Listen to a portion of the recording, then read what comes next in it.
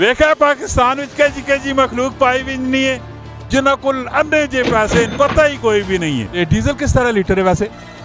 Diesel पता नहीं मोड़ याद नहीं हो मेरे ख्याल 200 बाट जी है लगना बाड़िया जदाता बहुत सारिया अन्ने जे पैसे इनको पे करने जी 1 करोड़ 10 लाख रुपया वो पैसे गिरने भी ना तकरीबन कुछ भी नहीं 1.5-2 घंटे लगे हो सन।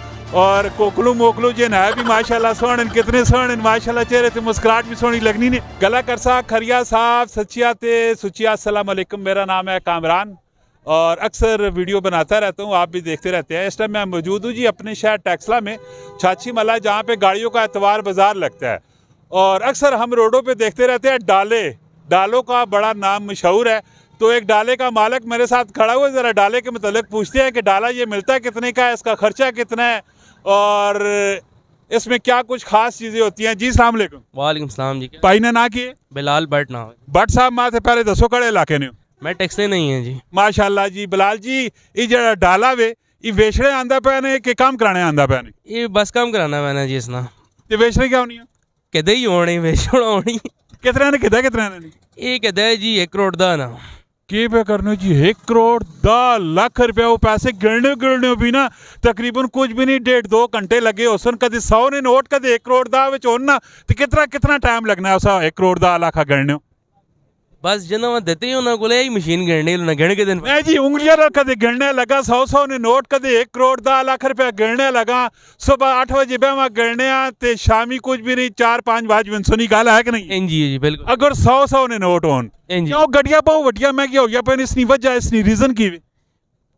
एक तो पेट्रोल भी महंगा हो गया है, दूसरा डॉलर महंगा होने की वजह तो गड्डियां रेट बहुत ज्यादा होते चले गए। आखा के लोग गड्डियां चलाना छोड़ दी रोड उत्ते ठहरो ना मनी गल कंप्लीट रोड उत्ते निकलो तो गड्डियां नहीं तुर तार नहीं पाई भी नहीं आवाम वेखो तो हर टाइम रोनी रहनी है तो गड्डियां 1 करोड़ 10 लाख 20 लाख 2 करोड़ 2.5 करोड़ पैसे भी इतने को जो अवाम को रोना भी इतना पाया रखना इसकी वजह की?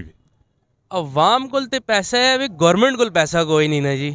अवाम टैक्स देसी तो गवर्नमेंट भी ठीक हो वैसी 35 जगह आते तो भी बदलाया है तुसी आया कि टैक्स नहीं देने सुबह उठने बुरश मारने ने टाइम ना वो बुरश जो टूथपेस्ट से इस्तेमाल करने हैं ना उस भी ऐसे मेरे ख्याल से गवर्नमेंट टैक्स देने हैं। जी जी बिल्कुल। अगर माशा नहीं तीली ना चूल्हा लाने हैं तो उसने भी ऐसे टैक्स देने हैं बिल्कुल जी। तो की वजह भी निज़ाम डिस्टर्ब क्यों होया है? माशाल्लाह कारोबार की कर रहे हो प्रॉपर्टी ना काम है जी ऐसा ना फिर तो लबो बड़े अमीर हो सो ना जी फिर तो ताई कमे चाय पैने ना कई जगह प्रॉपर्टी ना काम करने सर टेक्सला ऑफिस है जी अपना माशाल्लाह जी। भट्ट साहब और दिलचस्प किस्म नहीं हंसा मजाक नहीं है गप शपा फैलाने हैं और कोकलू मोकलू जिन है भी माशाल्लाह सोहन कितने सोहन माशाल्लाह चेहरे ते मुस्कुराहट भी सोहनी लगनी ने और नाल डाला भी इतना फर्स्ट क्लास बेहतरीन रखे ने। प्रॉपर्टी कोई स्पेशल कोई सोसाइटी उस काम करने की कर अपने रकबा शकबा कहन के वही प्लॉटिंग करनी है के जा प्रॉपर्टी ना काम के जा बस ठीक है। आजकल थोड़े हालात खराब ने बाकी ठीक ही जा रहे हैं वो बहुत सोच समझ के मुँह चलफास कटने बने हो क्या? बस कोई आजकल कोई थोड़े हालात डाउन ने वैसे ओवरऑल ठीक ही है काम निज़ाम चलना पैना जी शुक्र अल्हम्दुलिल्लाह अल्हम्दुलिल्लाह जी माशाल्लाह जी। इसी तरह नहीं दिलचस्प किस्म दी वीडियो आनिया रहनियां ते डाले ना दसो कि इसका मॉडल केड़ा है? ये 2020 मॉडल है जी। 2020 मॉडल पाकिस्तान ना बना पाया कि जापान ना बने? ये पाकिस्तानी है जी। पाकिस्तानी ये ऑटोमेटिक है मैनुअल है? ऑटोमेटिक है जी। इस होना के वेचो रखसो की करसो? फिलहाल शौक पूरा करने हैं फिर देखने हैं कि ये करने हैं कोई मजीद कोई गड्डी और तक सा कोई और पसंद आएगी फिर हो जाएगा इंसान सा देगी। अच्छा ये पेट्रोल है डीजल है? डीजल है जी। ते डीजल किस तरह लीटर है वैसे? डीजल पता नहीं मोड़ याद नहीं हो मेरे ख्याल 200 बाट जी है लगना बाड़िया जदाता बहुत सारिया अन्ने जे पैसे इनको है लगना पेट्रोल डीजल ना भी नहीं पता मेरे ख्याल से कार्ड देने होने हो बस कार्ड तो ही पेमेंट की थी कोई याद नहीं और मैं किस तरह लीटर है यार। वेखा पाकिस्तान विच कई जी मखलूक पाई भी नहीं है जिन्हों को अन्ने जे पैसे पता ही कोई भी नहीं है। माशाल्लाह अल्लाह ताला इन्हें नसीब करे जी और गड्डी भी तुसा सा विखाइए और इसी तरह ने कंटेंट आने रहने नसा ने पेज लाइक करो फॉलो करो और दिलचस्प किस्म दियां गप शपा से लाने रहने आ।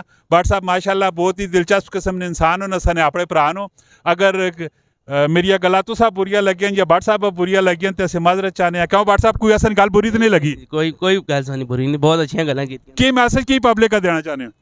पब्लिक का ही मैसेज देना चाहते हैं बस लोग ज़रा सब्र तो अमल रहो। आजकल लोगों ने कुछ थोड़े हालात ख़राब ने तो बस एक ही दूसरे की लहर बिगड़ने नो कोई समझ नहीं बयानी दैड़ी 100 वाक़यात इस रोड ते होने लोगों बस सब्र तो अमल जड़ा है नो ख़त्म हो गए मैं आज राती एक फिल्म पे वेखना आया, इस्लामिक ड्रामा है, और उस ड्रामे ने विच जो कुछ असा ने अंबिया अलैहिस्सलाम टाइम गुजारन, और उस विच एक चीज़ वाज़ह तौर से दसी गई है कि इंसान हमेशा सबर और तम्बल नाल जिंदगी गुजारनी चाहिए।